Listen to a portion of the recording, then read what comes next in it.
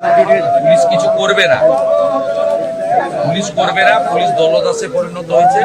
আমরা যেটা করার বুঝছেন, অমরবাবু আছেন, তিনি যোগাযোগ রাখবেন এবং যেমন বলবেন সেইভাবে করবেন। কাঁদবেন না দিদি, কাঁদবেন না দিদি, কাঁদবেন না, একদম কাঁদবেন না, শক্ত থাকুন। এই চোখের জলে যাবে এরা, আপনি একদম সুস্থ থাকবেন। হয়তো অসুস্থ হয়ে গেছে।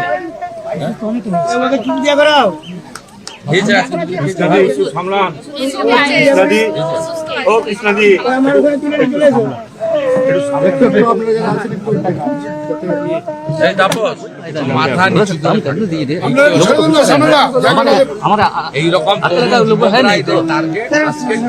21-এর ভোটের পর থেকে বারে এই ধরনের তরুণ যুবকরা যারা ভারতীয় সংস্কৃতি, সনাতন সংস্কৃতি, নরেন্দ্র মোদীকে সামনে দেখে, মোদীজিকে দেখে ভারতবর্ষের জন্য ভারত মাতা কি জয় জয় শ্রীরামের ধ্বনি দিয়ে যারা এই অন্যায় অত্যাচারের প্রতিবাদ করতে চান, বাংলার প্রকৃত পরিবর্তন করতে চান, এরা এদের আপনি সর্বত্র দেখবেন এই ধরনের ইয়াং ছেলেরা যারা আমাদের মূল স্তম্ভ, এরাই হচ্ছে যখন জব্দ করতে পারেনি এর কাছে বিএলওরা যখন বাড়ি বাড়ি ফর্ম দিয়ে এসেছিল, তখন অধিকাংশ এই গ্রামের লোক এই পড়াশোনা জানে এবং মানে আমাদের কম্পিউটার চালাতে জানে। আমাদের এই মোদা বিধানসভার আইটির কো-কনভেনার, শক্তি কেন্দ্র প্রমুখ, এইরকম একটা ভালো সংগঠক, তার কাছে কেন মানুষ আসবে? ওরা বুঝেছিল যে এই ছেলেটা থাকলে আরো ভোট বিধানসভা নির্বাচনে বিজেপির বাড়বে, তাই একে মেরে দাও। বলবে দুর্ঘটনায় মারা গেছে, শর্ট সার্কিট হয়ে গেছে, আগুন লেগে গেছে, লম্ফ থেকে জ্বলে গেছে, গ্যাস থেকে জ্বলে গেছে। এবং দেখুন এর বাড়ির দিকে তাকিয়ে দেখুন, লজ্জা লাগে যে পশ্চিমবাংলায় এই ধরনের কাঁচা বাড়ি এখনো গ্রামের মধ্যে আছে। আর এই ধরনের এই গরিব ছেলেরা এই নিঃস্বার্থ ভাবে এরা ভারতীয় জনতা পার্টির অ্যাকচুয়ালি সম্পদ। আমরা এদের পাশে আছি, এই অন্যায় আমরা মানব না, আমরা যা করার দেখতে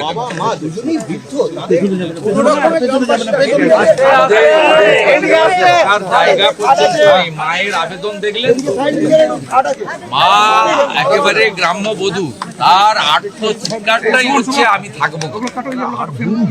থাকার ব্যবস্থা আমাদের করতে হবে, কারণ আজকে 48 ঘন্টা পরে আমি সাংসদ, জেলা সভাপতি, বিধায়করা আসবে বলেই ফরেন্সিক এখানে তারা এসে পরিদর্শন করে, অথচ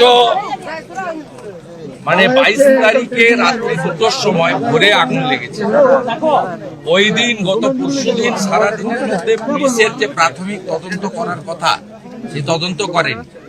আর তাপস অত্যন্ত ভদ্র ছেলে, আর বিজেপি কখনো মিথ্যা মামলাতে উৎসাহিত করে না। তাপসের এফআইআরটা দেখবেন, অজ্ঞাত পরিচয় দুষ্কৃতিকারী লিখেছে, কারণ নাম দিয়ে লিখেনি। তার মানে পুলিশের তো দায়িত্ব ছিল যে আসল দোষী কারা ফাইন্ড আউট করার।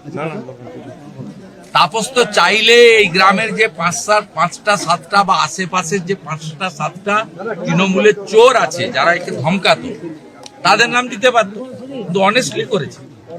পুলিশ প্রশাসন, একটা সাধারণ লোকের বাড়িতে আগুন লাগলে বিডিওর আসা উচিত, বিডিওর প্রতিনিধি আসা উচিত। প্রাথমিকভাবে তার পুলিশ, শীতের সময় কম্বল, তাদের যেটুকু সরকারের বিধিবিধান রয়েছে সেটুকু করা উচিত, যদিও ওটা খুব সামান্য, সে কাজটা তারা করেনি। এবং এই বাড়িটা দেখার পরে আমার সত্যি অবাক লাগছে যে নরেন্দ্র মোদীজি তার সময়কালে পশ্চিমবঙ্গে 40 লক্ষ প্রধানমন্ত্রী আবাস যোজনা দিয়েছেন, মোট অ্যামাউন্ট 30,000 কোটি টাকা। তারপরেও দেখুন এইরকম বাড়ি গ্রামের মধ্যে ভর্তি হয়ে রয়েছে। ফরেন্সিক দল, এটা কি আইওয়াস? ফরেন্সিক দল, এটা কি আইওয়াস? ফরেন্সিক দল এসেছে, এটা কি আইওয়াস? আইওয়াস বটেই, আইওয়াস বটেই।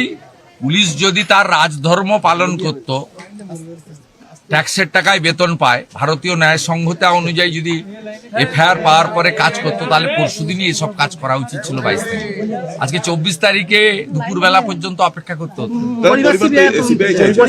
ঠিক আছে, পরিবার কি চাইবে পরিবার ঠিক করবে।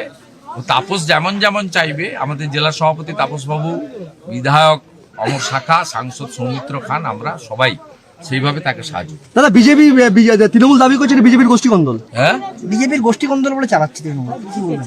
মাথার ডাক্তার দেখাক, এখান থেকে নাচি কাছে তৃণমূল বলছে পুরুলিয়া দিয়ে চলে যাক, গাড়ি ভাড়া আমি দিয়ে দেবো। তৃণমূল বলছে এর সাথে আপনার কোনো তাই নাই, হ্যাঁ? এটা আমরা করিনি, এটা আমাদের কোনো তাই নয়। ও তো এফআইআরে ও লেখেনি তৃণমূলের নাম, দুষ্কৃতকারী লিখেছে। আমরা বলি এটা রাজনৈতিক কারণ। এবং এসআইআর এর ফর্ম ফিল আপের সময় যখন জনগণ ওর বাড়িতে আসছিল, তখন তাপসকে ধমক দেওয়া হয়েছিল যে তোমার এই বাড়াবাড়িটা আমরা ঠিক করে দেবো। সরাসরি লড়তে পারবে না। ওন্দা বা বিষ্ণুপুর সাংগঠনিক জেলায় বিজেপি খুব শক্তিশালী পার্টি, সামনে লড়তে পারবে না, তাই পিছন থেকে রাত্রি 2টোর সময় ওদের হারমাদদের পাঠিয়ে পেট্রোল ছড়িয়ে আগুন লাগিয়েছে, যাতে পুড়ে ও ওর বাবা মা সব মারা যায়। দাদা যদি এর সুষ্ঠু বিচার না হয় তখন কি করবেন আপনারা? বিচার তো হবে না, কিন্তু তার জন্য ব্যবস্থাও আছে, আমরা করব, পার্টি পাশে আছে। বিরোধী দল নেতার কাজ এটাই, যেখানে যা ঘটে আমরা যাই, রাজনৈতিক ঘটুক অরাজনৈতিক ঘটুক, প্রথম আমি পৌঁছাই। এটা বিজেপি বিরোধী দল নেতার কাজ। বকটুতে যখন পুড়িয়েছিল 22 সালে, মমতা ব্যানার্জি যায়নি। যে মুসলমানরা তৃণমূলকে ভোট দিয়ে রেখেছে, সে মুসলমান পাড়াতে প্রথম আমি গেছিলাম। তাহলে কি বিধানসভা নির্বাচনের আগে সব টার্গেট মিডিয়া এবং বিরোধী? বিধানসভা নির্বাচনের আগে তাহলে কি সব টার্গেট মিডিয়া এবং বিরোধী? মিডিয়া টার্গেট তো বটেই। কয়েকদিন আগে আপনারা বেলডাঙ্গায় দেখেছেন একটা আত্মহত্যার ঘটনা নিয়ে কিভাবে 2 দিন ধরে এনএইচ বন্ধ রেখেছে। আর বিরোধী রাখতে চায় না, এত স্বাভাবিক কথা, কারণ ভোট হলে তো জিততে পারবেন। এসআইআর এর পরে যে পরিচ্ছন্ন ভোটার তালিকা আসবে, আর এই ধরনের যুবকরা তৃণমূলের টার্গেট, আজকের টার্গেট নয়, 21 সালে পোস্টপোল ভায়োলেন্সে এদেরকেই টার্গেট করেছিল। সমস্ত বুথে পশ্চিমবাংলায় লক্ষাধিক যুবককে বাড়ি ছাড়তে হয়েছিল, এবং আসামে, ঝাড়খণ্ড, বিহারে গিয়ে তাদেরকে আশ্রয় নিতে হয়েছিল। এখনো 10-12 হাজার যুবক অন্য রাজ্য থেকে ফেরেনি। এই ছেলেরা যারা নিঃস্বার্থভাবে ভারত মাতার সন্তান, মোদিজির আদর্শে বাংলা গড়তে চায়, দেশ বাঁচাতে চায়, তারাই আজকে ওদের টার্গেট। ঠিক আমাকে অমরদা যোগাযোগ রাখবেন।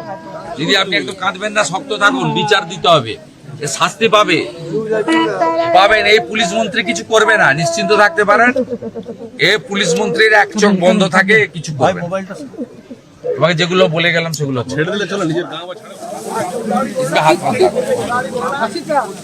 বাবু এইটা তোমাদের শোয়ার ঘর, একটাই ঘর।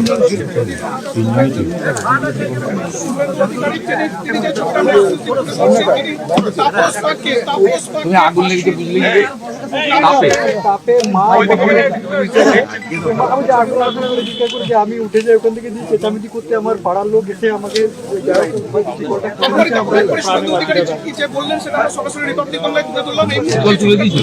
ধরে রেখেছিল। করতে করতে গ্রামের লোক সবাই এসে ধরে রেখেছিল।